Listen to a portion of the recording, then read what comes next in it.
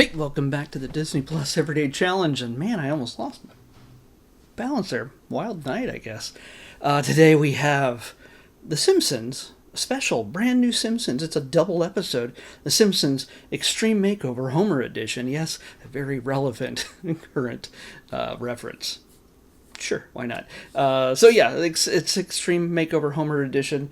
This is a special episode. They've done a number of these special, only on Disney Plus type of episodes. They're not part of the regular season. I'm not exactly sure why they do this. It's just sort of an extra treat for Simpsons fans who happen to have Disney Plus or make them want to have Disney Plus. So, what we get here is the regular cast, all the characters. I think they get to experiment a little bit in some ways. It's about 47 minutes long. It's literally brand new yesterday. It showed up. I wanted to give myself time to actually watch it rather than rushing into watching it at midnight. And I still can't. I'm doing this, it's 2 o'clock in the morning. 2:30 in the morning. Yeah. Why not? So I could just get it up in time for tomorrow morning. What we have here is... Homer and Marge have never had a consistently great, I should say, relationship. Well, in this case, Homer is in his usual difficult self. He's his usual difficult self, trying to secure a babysitter for a date night out with friends, Carl and Lenny, and their dates, and Marge and Homer. And, well, I'm not going to tell you the whole story. I'm just going to give you the overview, so don't worry about it. If you're a fan, you should watch it. If you're not a fan, well, I don't know if this is going to really do anything for you. But this is one of those kind of episodes that is canon, but is also one of those alternate reality type of episodes where it's not a prehistoric times episode, but it's kind of like that, where it's putting the characters in different things, or like Treehouse of Horror puts them all in stories that maybe reflect some sort of horror popular culture reference here or there. It's The Shining or The Addams Family or whatever it is, and it brings them into these stories. And yeah, it's just good, wacky fun. It's just not reality where a man goes to work and the kids go to school. Like, it's just that those are the normal stories. This is not so much normal. One of the less normal things on this is they're shot at a brand new couch gag. And I'm wearing this shirt for a reason. It's the official Meow Wolf t-shirt. And if you don't know what Meow Wolf is, well, they're the people behind the couch gag for this episode. And it's a series, it's a collection of art installations that exist around the country. And there's a brand new one coming to Los Angeles really soon, so I don't want to spoil anything for you for this one. It's very unique, but it's tied in mostly, at least the reference that I got. There's probably more, because I've only been to the one in Las Vegas, the Omega Mart, and as we discover in the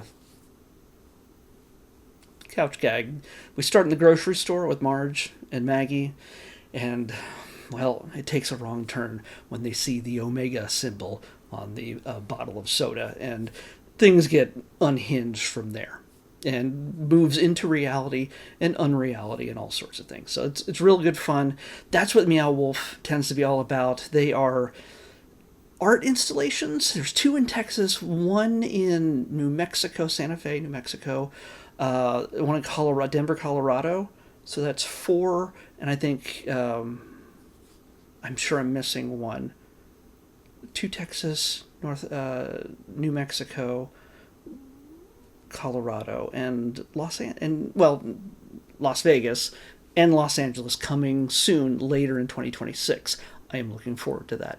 As I said, the only one I've been to is the one in Las Vegas. It's at Area 15.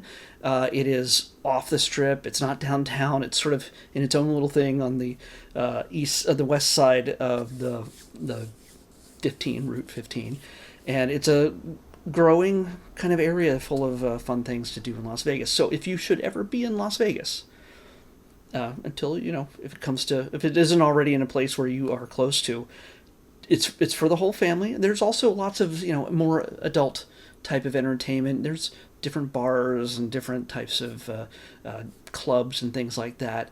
But there's always something that's for the family. And one of them is the Omega Mart in Las Vegas. Each of them are themed differently, but each of them are portals to another reality. I know I'm talking more about Meow Wolf than I am The Simpsons, but I highly recommend going to this. It's great fun. I think I blew 4 hours there, most of it in the Omega Mart, rather than it was early on when after it had opened, but there's so much more that's there now.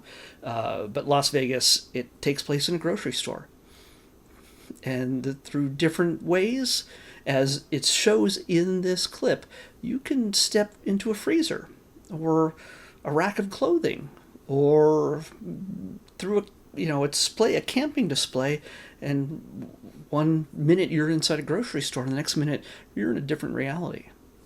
And part of it is a game. It's not like an escape room or anything. You can leave whenever you want. It's just throwing yourself into a different reality, and it's done artistically. It's done in some astounding ways. I suggest if you have the time to go, and you're not just there to look at the pretty lights and colors and everything else, and the ingenuity of everything that's on the shelves, get an employee, apply to be an employee at the Omega Mart, get a card, and go through it. When LA opens up for me here, it's going to be a completely different experience. But they are all connected from what I understand. I have some friends who have done a video here when they did the Santa Fe one in New Mexico. So definitely check it out. Anyway, how that fits in, well, let's just say it sets the tone for everything that happens, in a sense. Even though it's fully disconnected from the story, it sets the tone for this episode. Marge is not having a great time with Homer, who messes up the babysitter situation. She goes to the restaurant to meet everybody else in the meantime, while Homer nails things down or screws things up further. And when she fails him once again, she sort of has a little bit too much to drink and starts confessing to Lenny's date that she wishes sometimes Homer was a little bit different. And that's what we get from the extreme Homer makeover. She fantasizes, in a sense, drunkenly fantasizes about what Homer would be like if he was, say, more daring, more maybe rugged. We get an opportunity to see a Top Gun reference, let's just say. It's each of these segments are about 8 minutes long or so, and so you get a Top Gun reference. You know it's a Top Gun reference besides the planes. Once you get a look at Homer, you'll understand. Then we get a kind of a Mad Men reference, kind of a Mad Men episode, where she wishes that maybe Homer was a bit more responsible. But also a little bit more devil-may-care. This one is definitely strange. The funny thing is, there is a John Hamm cameo in this episode, but it's not in the Mad Men